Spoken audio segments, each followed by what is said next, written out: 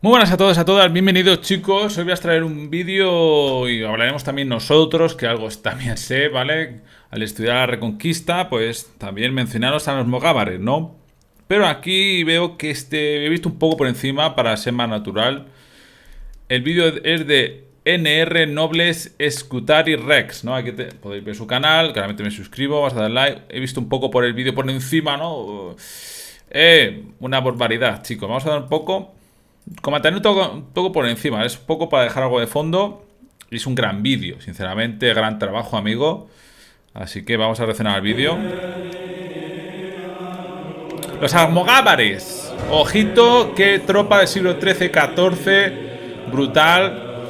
Crónica de Ramón Muntaner. Muntaner, espero que lo he dicho bien, ¿vale? Espero que bien, no. Para los nombres siempre he sido muy malo, para las fechas, y eso que me encanta la historia, ¿no?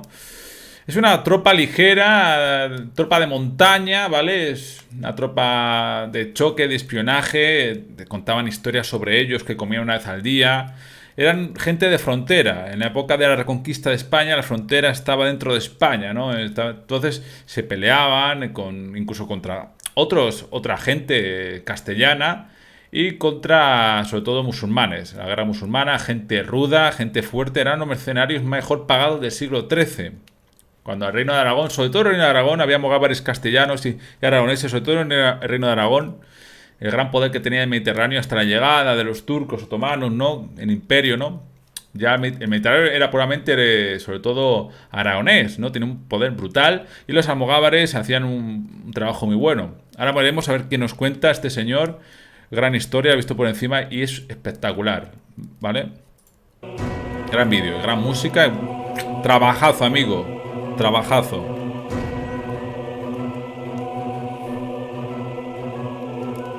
Los almogávares gritaban despierta hierro. Despierta hierro. ¿Qué os diré? La batalla fue muy fuerte, fue cruel, pero al fin todos los francos levantaron dos, gritaron ¡Aragón! ¡Aragón! Había almogávares castellanos y aragoneses, pero vamos a hablar sobre todo en especial de los almogávares aragoneses, ¿vale?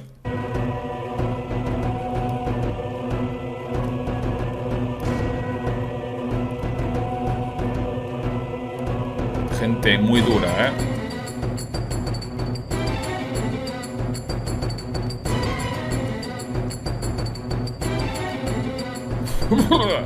La piel de gallina. ¡Dios! Los almogávares.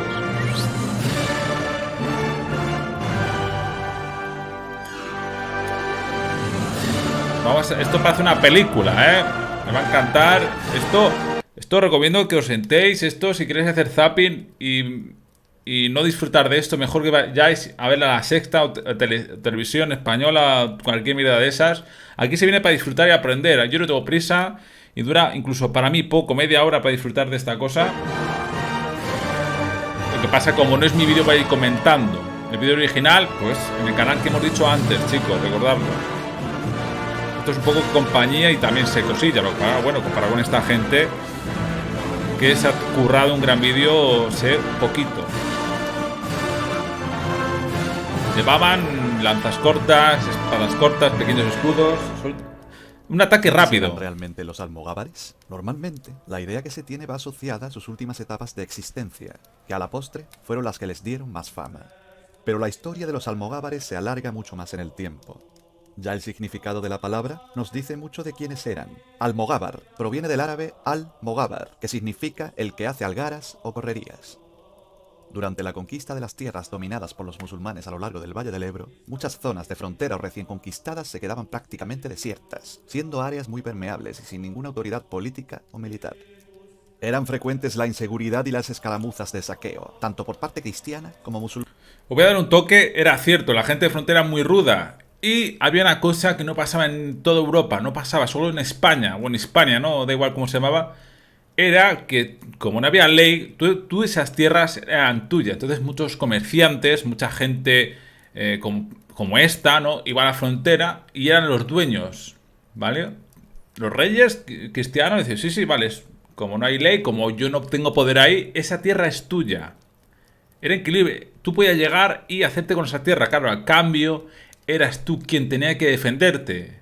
Decían, no, campesino por el día, guerrero por la noche. Había incluso motes, ¿no? Los musulmanes tenían como motes o dicho, ¿no? Le llamaban los burros en asno, los burros en asno, ¿no? Eran pues campesinos guerreros eran gente muy dura que se tenía que mantener él mismo y luchar él mismo, sin la protección de caballeros, ni reinos, ni nada.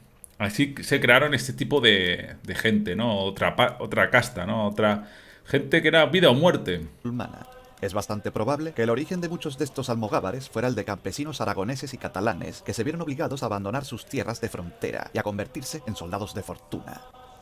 Aunque fuera a veces solo temporalmente como defensa o incluso como un complemento económico a su actividad. El objetivo de las correrías era obtener botín, normalmente en forma de personas y animales que luego se podían intercambiar por dinero. Las continuas incursiones de tropas musulmanas en las fronteras obligarían también a muchos a tener que buscar refugio en los bosques y montañas, dejando abandonadas sus tierras de labor. Ante este peligro constante, muchos acabarían dedicándose plenamente a las algaradas fronterizas permanentes contra los musulmanes. Probablemente, muchos nobles les pagarían incluso por adentrarse en territorio enemigo y hacer el máximo daño posible, y así debilitar los ataques islámicos y ahorrarles el trabajo que en teoría debían de hacer ellos. La referencia histórica más antigua que habla de los almogávares dentro de los ejércitos cristianos es de la crónica aragonesa de San Juan de la Peña, que los sitúa participando en el asedio de Saracusta, que fue la Zaragoza islámica, con las tropas de Alfonso I el Batallador en el año 1118. Eran hombres que utilizaban poco armamento, apenas un par de lanzas. Era gente de campo, es que era gente de campo, ¿no? Como podéis ver, mira, un campesino con 4 armas, pero ¡jo! Mira la cara, amigo, te mata con las manos. Alfonso el Batallador fue un rey cruzado, rey caballero, ¿no? Que fundó la primera orden de caballería aquí en España, ¿vale? Increíble esa historia. Conocemos mucho al Cid. Recomiendo que busquéis la historia de Alfonso el Batallador, o si no, la hablaremos aquí otro día. Una daga larga y casi sin armadura, lo que les hacía muy rápidos. Los almogávares actuaban con extremada rapidez, atacando en cualquier sitio de forma inesperada, saqueando y realizando el mayor daño posible durante unos días, para después retirarse antes de que el enemigo pudiera organizar una defensa adecuada. Conforme la conquista avanza, los territorios de la Corona de Aragón irán perdiendo frontera directa con el Islam hasta perderla totalmente, quedándose sin su medio natural de vida. Es por ello por lo que comienzan a ofrecer sus servicios a la corona como compañías de mercenarios, siendo muy bien aceptados por su capacidad combativa y su excepcional movilidad. Siendo también toda una novedad la forma de hacer la guerra en el medievo, carente de miramientos con respecto a los convencionalismos del arte de la guerra. Apenas son nombrados en el libro de los Hechos de Jaime I el Conquistador, donde se relata la conquista de Mallorca y Valencia ya en el siglo XIII, pero no porque su contribución fuera poca, sino porque se consideraba que su forma de luchar, aunque muy efectiva y necesaria, no era honrosa y no seguía los parámetros caballerescos de la época. En un principio, los almogávares operaron dentro del ejército aragonés como mercenarios, encargados de acciones de exploración, actuando como complemento de la caballería y de los ballesteros, que eran el grueso de los ejércitos de la corona. Pero a partir de la mitad del siglo XIII van aumentando en número y agrupándose en unidades más independientes hasta convertirse en la punta de lanza y en los cuerpos de élite de la corona de Aragón. Ya hemos comentado anteriormente la simplicidad de su equipamiento militar, el cual les daba mucha movilidad. Además, vestían una camisa corta y unas calzas de cuero, calzaban abarcas y cubrían su cuerpo con pieles. Todo esto, junto a sus largos cabellos y pobladas barbas, les conferían un aspecto desarrapado, pero sobre todo fiero, que atemorizaba a sus enemigos con tan solo verlos. Uf. Sí, yo he visto, bueno, estamos viendo imágenes, parecen demonios, parecen, incluso me diría hasta vagabundos, locos con pequeñas armas que eso sí destrozaban, ¿no? Atacaban como no sé, A finales demonios. del siglo XIII y principios del XIV, buena parte de sus integrantes eran catalanes, pero también había numerosos aragoneses, además de valencianos y mallorquines. Sin duda, el escenario que les acabó dando gran fama como guerreros fue la Guerra de las Vísperas Sicilianas. En 1266, el papado y Francia se aprestan a eliminar el último reducto en Europa de los Hohenstaufen, la familia que había ostentado el trono del Sacro Imperio Romano Germánico y que tanto se había opuesto al poder del Papa. Este último reducto era el reino de Nápoles, que también englobaba la isla de Sicilia. Así pues, el Papa decide sacarse de la chistera el rumor de que Manfredo Hohenstaufen, rey de Nápoles, desea someter a toda Italia, incluida Roma, bajo su poder. Hecho correr el rumor, le ofrece la corona de Nápoles a Carlos de Anjou, señor de Provenza y tío del rey de Francia, Felipe III, que por aquel entonces era ya una de las mayores potencias militares de Europa. En el año 1266, Carlos de Anjou derrota al rey napolitano y se hace con la corona, comenzando el reinado de los franceses en este reino. Sin embargo, la actitud de Carlos, de sus nobles franceses y de sus seguidores en el gobierno de Sicilia no cayó muy bien entre la mayoría de los sicilianos, que comenzaron a organizar núcleos de resistencia contra los odiados franceses. Pero la represión no tardó en llegar, y muchos antifranceses tuvieron que exiliarse, como es el caso de Roger de Lauria, que acabó en la corte barcelonesa de Jaime I, donde se formó y acabó siendo el legendario almirante de las flotas de la Corona de Aragón. Es aquí donde entra Pedro III el Grande de Aragón, que estaba casado con Constanza, hija del depuesto rey napolitano, y posteriormente única heredera viva de este. Pedro III comenzó a urdir una serie de planes diplomáticos y militares con el objetivo de aislar a Carlos de Anjou y a los franceses, y hacer valer por las armas los derechos de su esposa a ser reina de Nápoles, lo que casualidades de la vida también le hacía rey a él. Por fin, un 30 de marzo del año 1282, estalla en Palermo una revuelta antifrancesa que acabó con toda la isla levantada en armas contra Carlos de Anjou. Las malas lenguas dicen que Pedro III fomentó desde el principio dicha rebelión junto a la colaboración del emperador de Bizancio, que hacía ya tiempo que se la tenía jurada a los franceses. Los sicilianos trataron de proclamar un reino independiente, pero ante la abrumadora superioridad del ejército de Carlos de Anjou, probablemente el más poderoso del momento, decidieron ofrecer la corona a Constanza y por tanto a su esposo, Pedro III de Aragón. Quiero decir un punte que el reino de Aragón quería sí o sí, sobre todo un rey aragonés, tierras en Italia. Le encantaba, le enamoraba Italia. Quería sí o sí, como fuere, territorio en Italia. Italia siempre ha sido una joya, ¿no? Una historia, todo, la cultura. ¿Quién no quería tener tierras en Italia? De nuevo, casualidades de la vida. Pedro III se encuentra en Túnez, muy cerca de Sicilia, con un importante ejército. Y enseguida desembarca en Sicilia y se hace coronar rey en Palermo. La guerra entre aragoneses y franceses comienza con la intermediación del Papa, que como buen francés apoya a Carlos de Anjou y llega a excomulgar a Pedro III. Los ejércitos franceses y los de Carlos de Anjou eran superiores a los de Aragón, pues contaban con mayor cantidad de caballeros e infantería pesada. Pero la astuta estrategia de Pedro III rompe los esquemas de guerra tradicionales. La flota aragonesa, bajo las órdenes de Roger de Lauria, derrota a las naves francesas controlando el Mediterráneo. Una vez logrado, la flota mueve rápidamente de un lado a otro a las tropas aragonesas, y más concretamente a la compañía Almogávar, que lleva a cabo ataques relámpago incluso por las noches, con el objetivo de debilitar al enemigo y sobre todo de provocar el levantamiento de las ciudades del sur de Italia, que todavía están en poder de Carlos de Anjou. Los almogávares, bajo las órdenes de Guillén Galcerán de Cartellá, logran imponerse constantemente a los franceses, con victorias como la de Catona, Solano y Seminara, o la toma de Catanzaro, ya en territorio peninsular. Las costas del sur de Italia fueron pasto de las algaradas de los almogávares, que eran rápidamente distribuidos por la flota de un lugar a otro, minando la teórica superioridad de los franceses. La guerra prosiguió durante años, con largas fases de escasos movimientos, hasta que ya en el año 1302 se firma la paz de Caltabellotta, por la que Sicilia se desligaba del reino de Nápoles y quedaba dentro del entorno de la Casa Real de Aragón. Lograda la paz para la corona de Aragón, la compañía mercenaria de los almogávares, que tan excelente papel había hecho en Sicilia y el sur de Italia, y que tanta fama había logrado, pasaba a estar ociosa y a convertirse en un problema para los reyes de Aragón y de Sicilia. Para los almogávares, tanto les daba luchar por sus empleadores como contra ellos mientras recibieran su sustento. Es ahí donde aparece el emperador de Constantinopla y donde comienza la parte más legendaria de esta historia. Mientras en Occidente la corona de Aragón iba aumentando su poderío, en Oriente la antaño gran potencia mediterránea que había sido el Imperio Bizantino languidecía y se veía amenazado por múltiples enemigos. Esto hacía presagiar el rápido fin de la llamada Segunda Roma. Justo un siglo antes, el catolicismo había convocado la Cuarta Cruzada para recuperar Tierra Santa, pero las tropas que llegaron ante los muros de Constantinopla de camino a Jerusalén decidieron cambiar de objetivo y luchar contra sus hermanos, los cristianos ortodoxos del Imperio Bizantino. Constantinopla fue por primera vez vez en su historia tomada y brutalmente saqueada, creándose el Imperio Latino de Oriente y dejando dividido al Imperio Bizantino en el año 1204. Pasarían aún 60 años hasta que los emperadores de Bizancio recuperaran su capital, pero el gran poderío bizantino nunca volvería ya a ser ni la sombra de lo que fue. Esto fue aprovechado por sus numerosos enemigos. En los Balcanes eran los serbios los que arrebataban territorios al imperio, además de varios estados latinos en Grecia, supervivientes del imperio latino anteriormente mencionado, y gobernados en su mayoría por los franceses. Pero la más temible amenaza eran las tribus turcas, que avanzaban cada vez más por Anatolia. Varias habían sido las oleadas de tribus turcas que habían llegado a Anatolia desde el ¡Qué feroces, eh! Mira, mira. Buah. interior de Asia, pero una de ellas sería la que sellaría el destino de Constantinopla. Se trataba de la tribu mandada por el caudillo Osmán y a la que se acabó denominando osmanlíes, más conocidos en Europa como otomanos.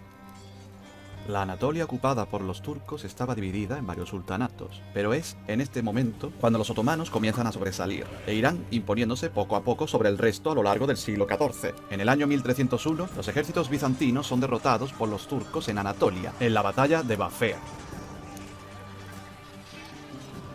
Queda patente que los ejércitos imperiales dirigidos por Miguel, hijo del emperador, son totalmente incapaces de frenar al enemigo, y tan solo las imponentes fortificaciones de ciudades como Filadelfia, Nicea y Esmirna hacen que el imperio siga presente en Asia Menor. Pero era cuestión de tiempo que los turcos lograran sobrepasar esas defensas y llegar hasta la misma capital. El emperador Andrónico II, paleólogo, decide acudir, como tantas veces había hecho ya el imperio, a la contratación de mercenarios extranjeros para intentar una defensa que se antojaba casi imposible. Se viene. La más épica historia. Los almogávares lucharon por Italia, pero, como dice nuestro jefe, nuestro maestro, ahora viene lo duro, lo legendario, cuando llegan a Grecia, cuando llegan a Turquía. Y su venganza. No voy a dar más datos. Una historia apasionante, historia de película, historia de romance, de venganza, de traiciones y de mucha sangre. Es aquí donde llega a oídos de Andrónico la noticia de una pintoresca compañía de mercenarios de la Corona de Aragón, con la que en reinados anteriores habían mantenido estrechas relaciones diplomáticas y comerciales. Hablamos de los almogávares, por supuesto, que justo en ese momento se acababan de quedar sin empleo tras el final de la guerra en Sicilia, y cuya presencia en tierras italianas suponía un problema para todo el mundo. Andrónico mandó emisarios a Roger de Flor, por entonces líder de la compañía almogávar, para proponerle ser contratados con el fin de defender al imperio bizantino. Roger de Flor solicitó que se le concediera el título de megaduque del imperio y la mano de una princesa imperial. Una vez alcanzado también el acuerdo sobre el pago de las soldadas, los emisarios nombraron megaduque a Roger de Flor y le prometieron su casamiento con la princesa María, todo lo cual le convertía de la noche a la mañana en el cuarto hombre más importante del imperio. El emperador solo puso una condición: la compañía tenía que estar conformada exclusivamente por catalanes y aragoneses, cosa que se cumplió al principio. En Sicilia vieron con muy buenos ojos la marcha de los almogávares e incluso aportaron 10 galeras para facilitar su transporte a Oriente y una... Era gente muy ruda, muy feroz y daba muchos problemas, ¿vale? Era gente que estaba acostumbrada al campo y un poco a lo suyo, ¿no? Y a la mínima siempre tenían problemas y nadie los quería. De ahí va a venir cosas como peleas, venganzas, ¿no? Era gente que muy traviesa, ¿no? Para que me entendáis. Gente de campo, ¿no? Gente que está acostumbrada, que ni se te ocurra mirarlos mal, que te atravieso con la lanza, ¿no? Una pequeña cantidad de dinero en concepto de fin de contrato por sus servicios prestados. 36 naves zarparon del puerto siciliano de Messina con la compañía almogávar, formada por 4.000 hombres de infantería, 1.500 caballeros y unos 1.000 marinos, junto a sus mujeres e hijos. De este grupo destacaban por su procedencia nobiliaria los siguientes: Ferran d'Arenos, Fernando de Aonés, Berenguer de Entensa y Bernat de Rocafort. Aunque estos dos últimos irían con sus hombres a Oriente un tiempo más tarde, pues se negaban a entregar a los franceses varios castillos en Italia hasta que no les pagaran un rescate adecuado. Por fin, ya en septiembre del año 1303, la flota llegaba por mar a Constantinopla y sus tropas desembarcaban en el puerto más cercano al Palacio Imperial de Blaquernas. Los almogávares quedaron realmente impresionados ante las dimensiones y fastuosidad de la ciudad, una de las más imponentes del mundo de la época. Roger de Flor y sus capitanes fueron recibidos por el emperador Andrónico II, su hijo Miguel, la jerarquía de la Iglesia Ortodoxa y por los grandes prohombres del imperio en la gran sala de audiencias del palacio.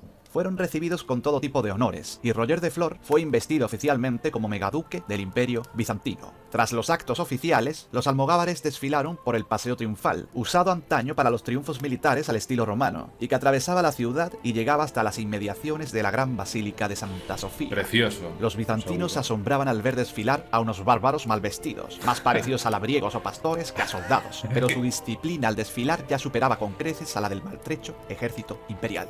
Pero no todo eran parabienes. Los mandos del ejército bizantino, incluido Miguel, el heredero al trono, veían con profunda envidia la llegada de estos casi harapientos hombres de Occidente, que para más inri profesaban la religión católica, mortal enemiga de la Iglesia Ortodoxa. Tampoco estaba muy contenta la gran comunidad de genoveses que estaba sentada en el barrio de Pera, al otro lado del Cuerno de Oro, el gran puerto natural de la ciudad, y veían la presencia almogávar como la avanzadilla de la llegada a Oriente del comercio catalán, su gran competidor. Tras finalizar los actos de recibimiento, La compañía genovesa también era una compañía de mercenarios muy buena, muy famosa, sobre todo por la arma moderna de entonces, la ballesta, ¿vale? Sobre todo en asedios. Defendían los asedios con mucha valentía y una precisión absoluta. Y por eso fueron también muy famosos los genoveses con la ballesta, en los asedios sobre todo, ¿vale? Se ponían sobre todo un escudo para protegerse. Compañía de genoveses. Se acuarteló en las inmediaciones del palacio. Pero como buen grupo de guerreros acostumbrados a la guerra y a armar jaleo, pronto empezaron los desmanes contra la población civil.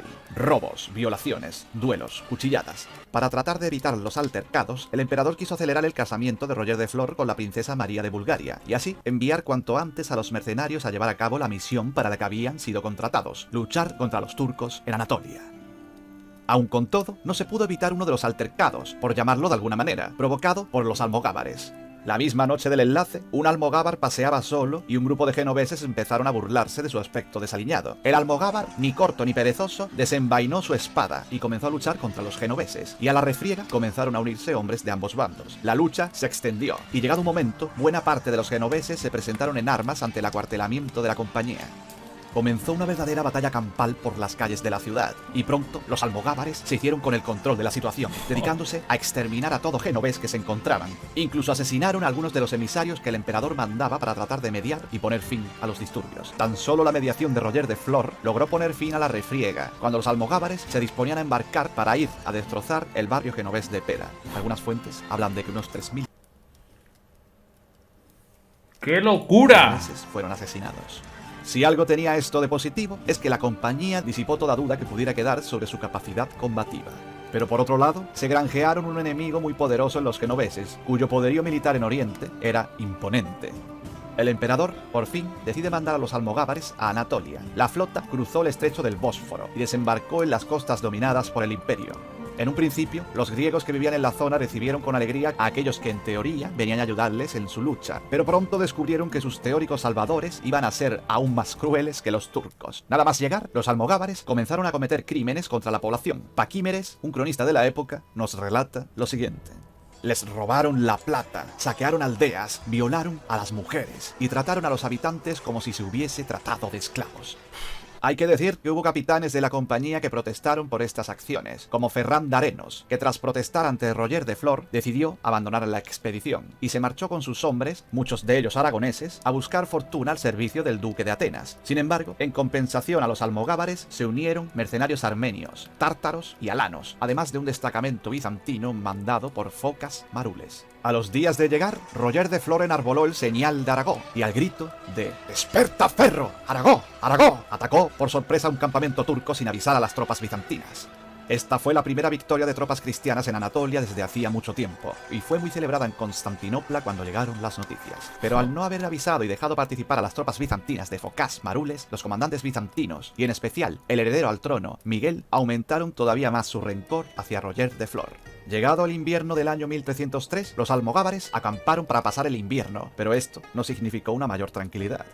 En cuanto los soldados pasaban unas pocas semanas acuartelados en algún lugar, enseguida se buscaban divertimentos, como saquear a los civiles o luchar entre ellos mismos. Eso es lo que pasó en ese invierno, cuando se produjeron unos altercados entre los almogávares y sus aliados, los alanos. En una de las luchas, el líder de los alanos, Hircón, perdió a su hijo. Tras un sangriento enfrentamiento, los alanos abandonaron la expedición almogávar y Roger de Flor se ganó un nuevo enemigo mortal, por si no tenía ya bastantes. Esto le acabaría pasando factura meses más tarde. Llegado el verano del año 1304, la compañía volvió a ponerse en marcha. Contaban unos 6.000 aragoneses y catalanes, 1.000 aranos que habían decidido quedarse en busca de fortuna y otros 1.000 soldados bizantinos. Comenzaron a avanzar sobre las ciudades próximas a la costa del Egeo, y de nuevo volvieron a martirizar a la población que supuestamente venían a proteger. Otro cronista de la época, Frances, escribió lo siguiente: deshonraban a sus hijas vírgenes y a las mujeres, y ataban y después apaleaban a los viejos y a los sacerdotes. Mientras tanto, las tribus turcas se habían retirado de la región tras sufrir su primera derrota. Madre mía, qué miedo, chicos. Esto es historia, era gente muy feroz. Los mejores en la guerra, para mí, sobre todo en el siglo finales de la Edad Media, siglo XIII, XIV, para mí fueron los mejores, la mejor infantería o de las mejores infanterías. Caballería sería otro tema. Para la guerra, que claramente lo que es gente de campo, ¿no? Porque para la vida urbana, de ciudad, no valían para nada. Siempre buscaban gresca, eran gente, pues que estaba acostumbrada a eso, a saquear, ¿no? En la frontera saqueaban incluso a los suyos y sobre todo a los musulmanes, ¿no? Pues eran sus costumbres.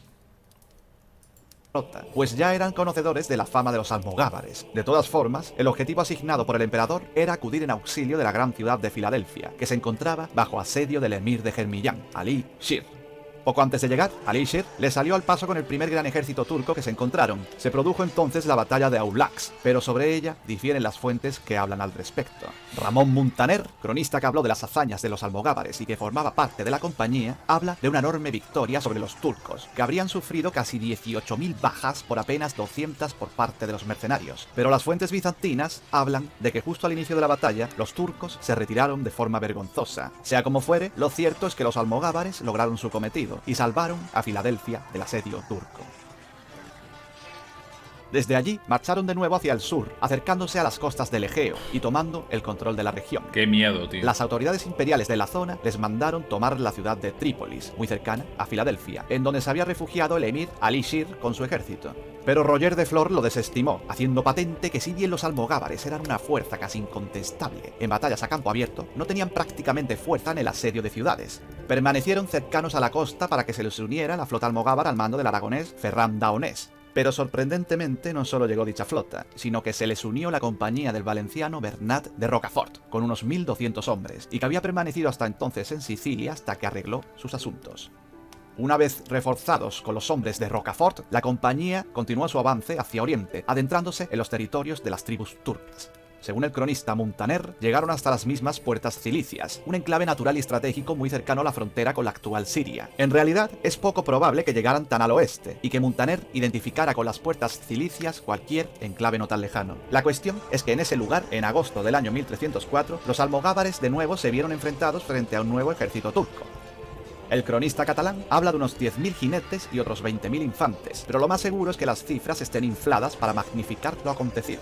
Lo cierto es que de nuevo la compañía almogávar logró una gran victoria frente a los turcos, enarbolando de nuevo el señal de Aragón y gritando su lema: «Desperta, ferro, Aragó, Aragó», que tan famoso hizo Muntaner en su crónica. Llegados a este punto, parece ser que los capitanes tuvieron aún más ansias de gloria, y tentados, al haber llegado tan lejos hacia el este, y tras haber cosechado victoria tras victoria, surgió la idea de emprender el camino hacia Jerusalén, y recuperar por sí solos los santos lugares de la cristiandad. Realmente era un caramelo muy goloso el hacer realidad el sueño de la fracasada cruzada que Jaime I trató de emprender apenas 35 años antes, y en la que habían participado también varias compañías de almogávares. Pero finalmente se vio la inviabilidad de semejante campaña y decidieron regresar hacia su base en las costas del Egeo. Pasando allí el invierno, Roger de Flor recibió a unos emisarios del emperador, que pedían su inmediato regreso a Constantinopla para que ayudara a su hijo Miguel frente a otro temible enemigo, los búlgaros. Roger de Flor decidió acatar las órdenes y toda la compañía cruzó de nuevo el mar para acampar, ya de nuevo, en Europa, en la estratégica península de Gallipoli, no muy lejos de la capital. Pero ¿quién era este Roger de Flor? Roger nació en la ciudad italiana de Brindisi, de donde era su madre, una burguesa casada con un oficial de cetrería del emperador del Sacro Imperio Romano Germánico, Federico II. Su familia se acabó arruinando y su madre decidió entregarlo bajo la protección de la Orden del Temple, donde ingresó de joven. Llegó a alcanzar el grado de sargento al mando del navío templario El Halcón. Luchó en Tierra Santa, participando en la defensa de Acre en el año 1291, el último enclave en poder cristiano en la región. Sin embargo, los templarios le acusaron de aprovechar la confusión de los últimos momentos de la defensa y la evacuación de la ciudad para saquear parte del tesoro templario y huir con su navío. Tras esto, decidió aprovechar sus conocimientos militares para hacerse mercenario y acabó al servicio del rey siciliano de la Casa de Aragón, Fadrique II. El rey le hizo capitán de una de las compañías de almogávares y participó en los últimos años de la Guerra de las Vísperas Sicilianas. Roger de Flor logró durante esta campaña la estima de sus hombres y un gran prestigio militar. Tras el final de la guerra, aceptó rápidamente la oferta del emperador bizantino, que ya de por sí era muy generosa, pero además su marcha a Oriente le protegía de las garras de la Orden del Temple, que una vez llegada la paz en Sicilia, estaba deseosa de echarle el guante. Una vez en Constantinopla, Roger fue investido megaduque, como ya hemos visto, lo que le convertía en una de las personas más poderosas del imperio. Aquí regresamos al punto donde nos habíamos quedado. Los almogávares regresan a Europa y se acuartelan en Gallipoli. Pero al poco de llegar, Roger de Flor y el resto de capitanes comienzan a reclamar al emperador el pago de las soldadas atrasadas. Por contra, el emperador y sobre todo su corte se niegan a ello, pues están escandalizados por los actos de pillaje que los mercenarios habían realizado en Anatolia, a costa de la población que debían proteger. En esa situación de tira y afloja se encontraban cuando por fin llegó a Oriente el noble aragonés Berenguer de Entensa, con su compañía procedente también de Sicilia. En su llegada no solo estaba el interés personal de Berenguer de unirse a la expedición, sino también el interés de los reyes de Aragón y de Sicilia para que en el futuro los almogávares les abrieran el camino hacia la consecución del trono imperial de Constantinopla. Desde luego, no se daba puntada sin hilo. Por otro lado, la aportación de hombres de Berenguer fortaleció la posición de Roger de Flor, a quien el emperador Andrónico trató de contentar nombrándole César del Imperio. Cuando ya parecía que ambas partes habían llegado a un acuerdo económico y que la compañía iba a regresar a Anatolia a seguir luchando contra los turcos, Miguel, hijo del emperador y enemigo declarado de Roger de Flor, invitó a este y a sus capitanes a un gran banquete. Aquí quería llegar. Yo la verdad es que es increíble. Disculpar por no cortar tanto. Bueno, yo creo que lo agradecéis, ¿no? Con gran trabajo, amigo. Toda esta historia de Roger de Flor, de generales. Más ahí, eso la verdad es que desconocía muchísimo. Esta última parte. Esta parte va a ser clave, muy épica, muy a la romana, muy a la griega, ¿no? Muy de venganzas, de traiciones. Ahora va a venir algo que me dejó la piel de gallina, me heló la sangre, algo increíble, algo de película, algo de series, ¿no? Vais a alucinar la parte que llega ahora. Let's go. En su honor en la ciudad de Adrianópolis, donde se protegía de los ataques de los búlgaros. A pesar de que se veía a la legua que era una emboscada, Roger, seguramente ebrio de gloria, aceptó y acudió el 4 de abril del año 1305. Durante el banquete irrumpió en la sala Hircón, el líder de los alanos que habían culpado a Roger y a sus hombres de la muerte de su hijo, y comenzaron a matar a todos los almogávares que allí encontraron. Roger de Flor fue asesinado y descuartizado, muriendo con solo 38 años. Los bizantinos pensaban que eliminando a su líder y a algunos de sus capitanes, la compañía quedaba descabezada, y sería fácil acabar con unos salvadores que se habían convertido en un problema debido a su violencia, y sobre todo por su desmedida ambición. Pero los almogávares no eran unos mercenarios al uso, como otros con los que estaban acostumbrados a tratar. Las tropas imperiales se prepararon para atacar en Gallipoli a los almogávares que seguían acantonados allí, pensando que serían presa fácil. Pero estos decidieron quemar sus naves para evitar la tentación de huir, y comenzaron a contraatacar. La compañía se dedicó a arrasar durante 2 años la región de Tracia de punta a punta, y los bizantinos no tuvieron más remedio que refugiarse tras las murallas de sus ciudades. Llegaron incluso ante los imponentes muros de Constantinopla, y solo su poca capacidad de los asedios evitó su ataque. Los bizantinos no habían conocido ni siquiera en las regiones atacadas por los turcos una violencia similar, como relata el cronista Teodulo el Retórico. Los almogávares se complacen sobre todo de la sangre y de las matanzas, y consideran el sumum de la felicidad acabar con los otros y una calamidad no hacerlo, e incluso consideran la clemencia una feminación. Arrasaron toda la zona entre los años 1305 y 1307, y solo abandonaron Tracia una vez que ésta ya no podía ofrecerles nada. A esta acción de violencia se le acabó conociendo como la venganza almogávar, o como también la llamó la historiografía catalana del siglo XIX, la venganza catalana, obviando a los también numerosos aragoneses, valencianos e incluso alanos y griegos que la llevaron a cabo. Se acabarían dirigiendo hacia Grecia, en medio de las cada vez más frecuentes disputas entre los diferentes capitanes de la compañía. Tras la muerte de Roger de Flor, el aragonés Berenguer de Entensa trató de ejercer de líder supremo de la compañía, pero el resto de capitanes, especialmente el valenciano Bernat de Rocafort, se negaban a dejar el mando de sus hombres. Finalmente, ambos se enfrentaron, acabando con la muerte de Entensa y asumiendo Rocafort el liderazgo. En su marcha hacia Grecia, los almogávares, agotados tras años ininterrumpidos de lucha, fueron duramente derrotados tanto por los serbios como por un rehecho ejército bizantino que iba en su persecución. Rocafort decidió finalmente aceptar, en contra de la opinión de muchos de sus hombres, la oferta de los franceses de la casa Anjou, enemiga tradicional de la corona de Aragón, y luchar por ellos en Macedonia. Pero la mala dirección de la compañía por parte de Rocafort hizo que finalmente sus hombres se alzaran contra él, rompieran la efímera colaboración con los Anjou y lo entregaran a los franceses, terminando su vida en una mazmorra napolitana. Ya en la primavera del año 1311, y tras haber arrasado la región de Tesalia al norte de Grecia, llegan a las fronteras del Ducado de Atenas, por entonces gobernado por el francés Gutierre de Brienne, que les ofrece ingresar en su ejército. Por un tiempo aceptan, pero una vez que el duque ha logrado sus objetivos, decide licenciar a la compañía, dejando bajo su servicio tan solo a unos pocos aragoneses y catalanes.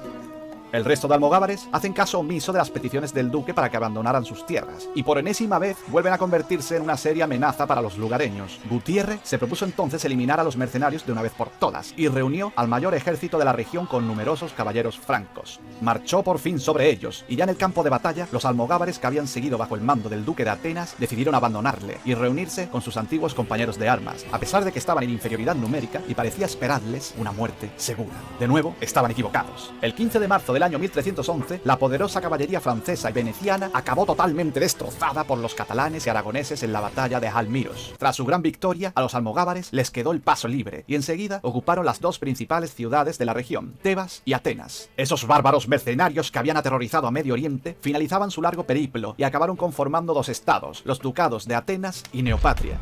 Durante varias décadas mantuvieron su independencia y guerrearon contra sus vecinos por el control de Grecia, pero una vez asentados fueron perdiendo su legendaria fuerza. Ya en el año 1379, dentro de la política expansiva de Pedro IV de Aragón, ambos ducados fueron integrados en los dominios de la corona de Aragón, aunque a duras penas se mantuvieron durante unos años, pues en el año 1388 se perdió Atenas y en el 1390 Neopatria, frente a, curiosamente, otra compañía de mercenarios, esta vez navarros, al servicio de la República de Florencia. Pero a pesar de todo, nunca está de más recordar que durante casi un siglo las barras del rey de Aragón ondearon orgullosas en lo alto del Partenón de Atenas. ¡Wow! Autor de texto Sergio Martínez Gil, licenciado en Historia por la Universidad de Zaragoza. ¡Qué gran capítulo de la historia! ¡Qué gran audiolibro! Dios, me ha dejado... ¡Wow! Increíble historia, contada, música, voz, energía. ¡Qué gran trabajo! ¡Qué obra de arte! De unos salvajes. Increíble, chicos, increíble. Gran trabajo, amigo. Vamos a repetir de quién es tu canal. Yo sabía un poco por encima, ¿no? La historia de estos señores, de estos salvajes. Porque es un poco... Yo creo que es así, son salvajes. Que donde pisaban no crecía la hierba, como parecía con los hunos, ¿no? Lo que pasa es que no eran tan numerosos como los hunos. Si hubieran sido tan numerosos como los hunos, hubieran formado ellos solo un imperio. El canal, como podéis ver, es NSR, Nobles, Escutari Rec. Lo podéis ver aquí, chicos. Suscribiros como he hecho yo. Apoyarlo, darle amor. Chicos, qué gran historia de unos salvajes que arrasaban todo, eran los mejores en lo suyo, que era la guerra. Y tampoco creéis que a lo mejor como en las películas, ¿no? Grandes caballeros, grandes espadas, no. Lanzas cortas, cuchillos, pequeños escudos, apenas sin armadura. Ataques rápidos, directos y súper sangrientos. Es la historia de los almogávares, un capítulo de la historia de España que muy poca gente conoce y en lo que me respecta a mí sobre todo y solamente en lo militar son espectaculares, digno de ser los antepasados de los tercios, esa gente ruda, esa gente que no arrugaba ante cualquier ejército mucho mayor en número y caballería pesada, ¿no? Que claro, imaginaros la escena de tú, un simple tío con una lanza a pie y te vienen varias líneas de caballería pesada. Pesada es cuando tienen pues sus caballeros y a veces y no siempre los caballos también tienen armadura o una manta, ¿no? Ahí para protegerles entre cuchilladas, lanzas, flechas. Imaginaros que tiemble el suelo y aún así aguantas, pinchas y ganas. Increíble historia. Si os ha gustado, apoyar el canal del autor y apoyar mi canal, un canal a propósito de la historia de España, historia solamente de España y sobre todo historia militar. Tocaremos alguna vez alguna cosa que sea históricamente de España, pero sobre todo lo militar, que es fascinante la historia militar de España. A mí me fascina. Encima esta gente que se lo curra, se lo trabaja. Qué obra de arte, qué gran historia tenemos. Dejad en los comentarios qué os parece todo esto.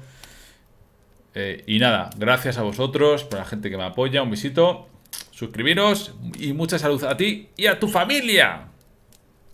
¡Viva España! Hasta luego, chicos. Chao, chao, chao, chao, chao.